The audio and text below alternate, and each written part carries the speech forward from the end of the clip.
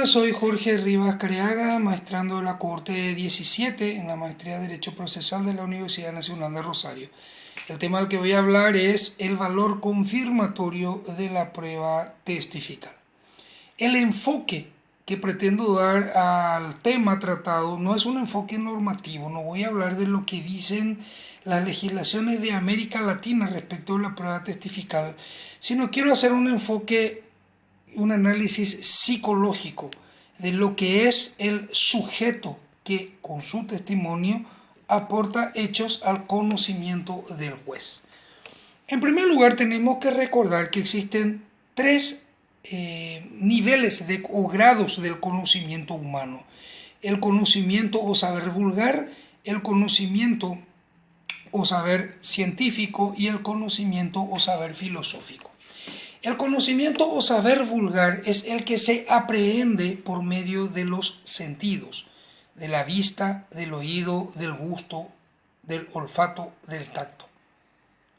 Y cuando una persona, un tercero ajeno al proceso, relata al juez o a la policía, relata a la autoridad lo que percibió, estamos hablando de este grado de conocimiento que se denomina grado de conocimiento vulgar, conocimiento o saber vulgar. Es importante esto porque, como todo conocimiento o saber humano vulgar, es limitado.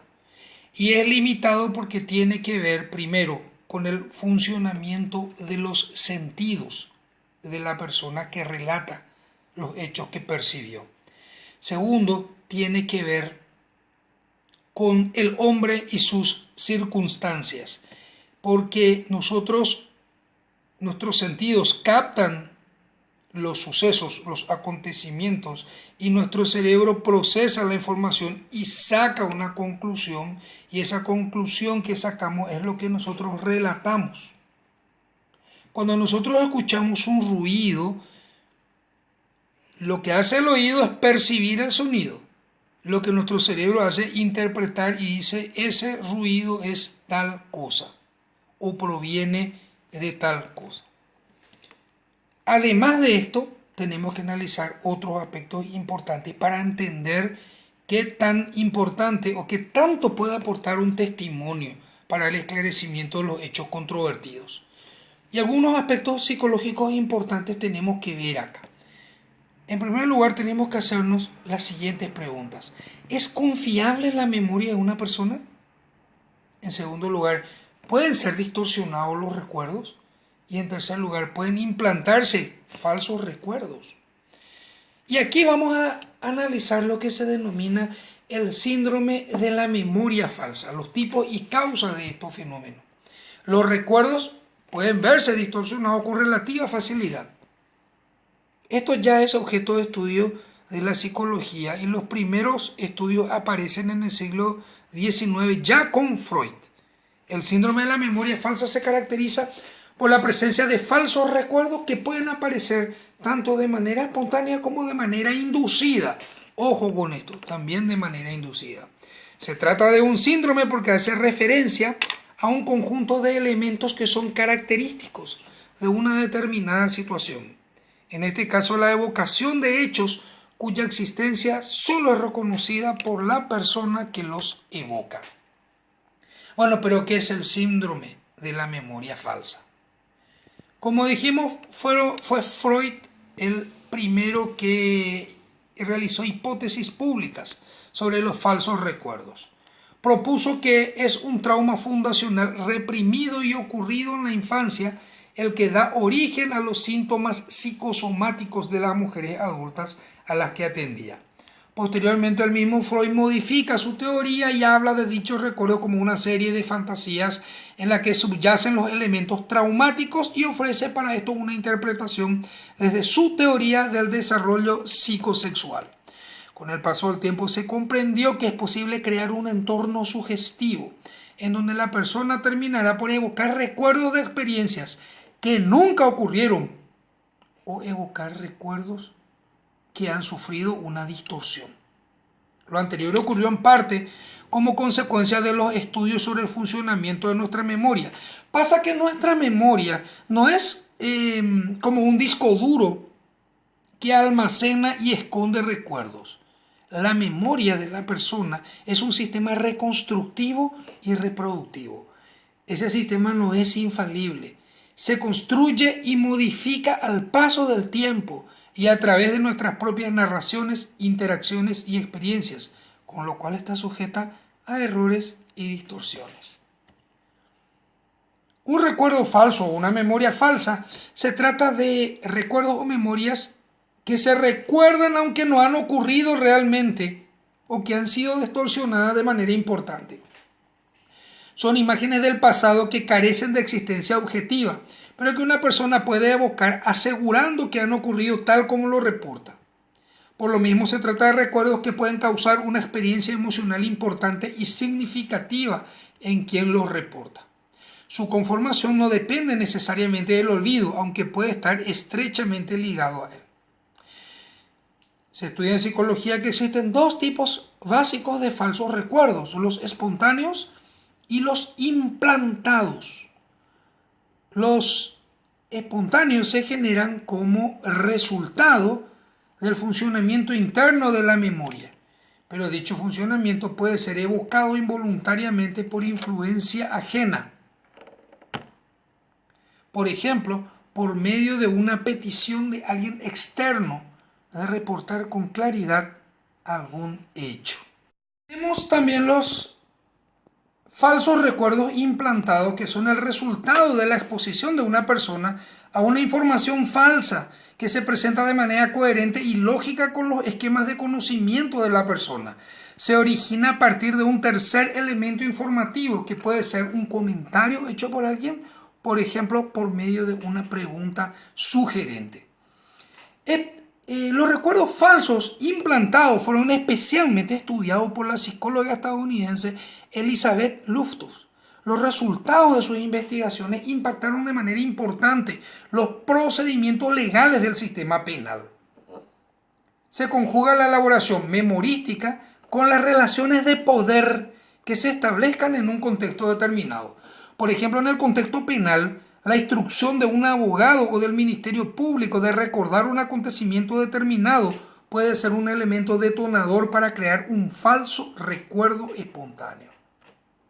Analicemos, vamos a poner un ejemplo para poder entender lo que se expuso hasta acá. Jorge y Juan están tomando un café cuando en la vereda de una cafetería.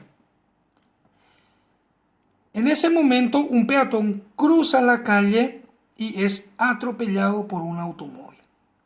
Bien, la percepción de los hechos de Jorge, que estaba mirando el lugar del accidente, es completa. Con la vista pudo captar el vehículo que venía y el peatón cruzando. Jorge pudo observar que el peatón venía mirando el celular y que por tanto estaba distraído y cruzó sin tomar las debidas precauciones. Juan, que estaba enfrente de Jorge tomando café con él, estaba leyendo el diario. Cuando escucha la frenada, levanta la vista y observa el momento del impacto. Juan no pudo ver que el peatón venía distraído mirando su celular. Entonces, la percepción de Jorge y de Juan, que estaban uno enfrente de otro en el mismo lugar de la calle, es diferente.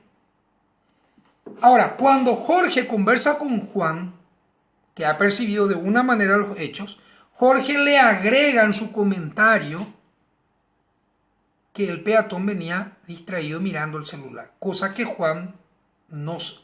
lo cual Juan no se percató.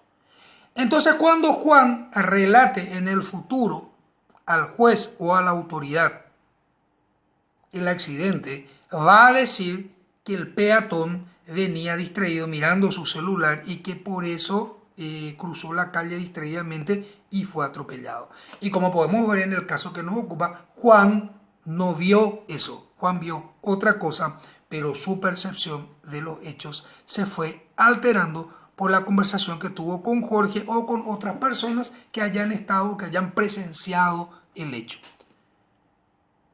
Puede ser también que Juan, con el transcurso del tiempo, lea la información en el diario o escuche en el noticiero las circunstancias del accidente. Entonces, esa información externa que recibe la procesa con los recuerdos que tiene del suceso y eso puede producir una distorsión de lo que él vio.